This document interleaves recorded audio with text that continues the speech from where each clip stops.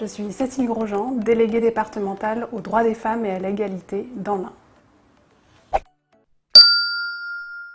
Je travaille à la direction départementale de la cohésion sociale, qui est le service de l'État dans l'Ain, sous l'autorité de la préfète, qui conduit les politiques sociales en lien avec les collectivités locales sur la prévention des exclusions en matière de logement, d'hébergement, sur le maintien du lien social dans les quartiers, sur la politique d'égalité entre les femmes et les hommes. Et moi, dans ce cadre-là, j'ai plus particulièrement le rôle de la conduite et de la coordination de la politique d'égalité entre les femmes et les hommes. Et donc, j'assure des missions de veille, d'expertise, d'ingénierie, de coordination et d'animation des acteurs du département. Il y a bien sûr des violences faites aux femmes dans le département. Elles ont augmenté en 2020 et par exemple la gendarmerie a constaté une hausse de 22% des violences intrafamiliales, dont 16% pour les violences conjugales en 2020.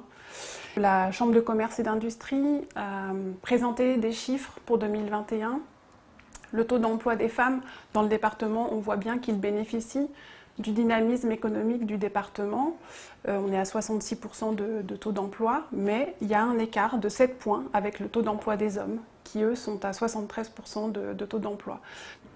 Et puis il y a un département très étendu, c'est peut-être la spécificité de l'Ain, avec des secteurs plus ruraux, des secteurs très urbains.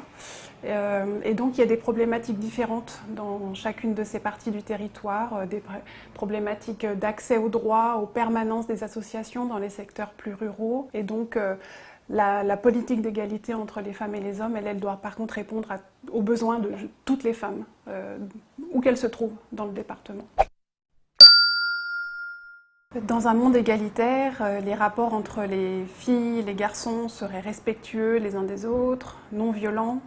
Les filles, les femmes auraient la même liberté de choix que les garçons pour leur vie professionnelle, personnelle, familiale.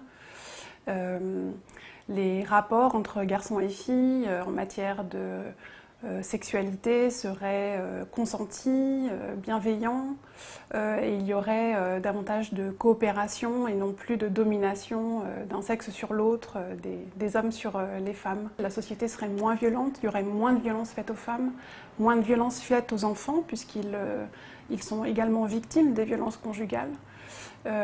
Et puis il y aurait, dans cette société où on ne se priverait pas des compétences des femmes, une richesse nationale finalement beaucoup plus forte. Et donc on aurait tellement à gagner.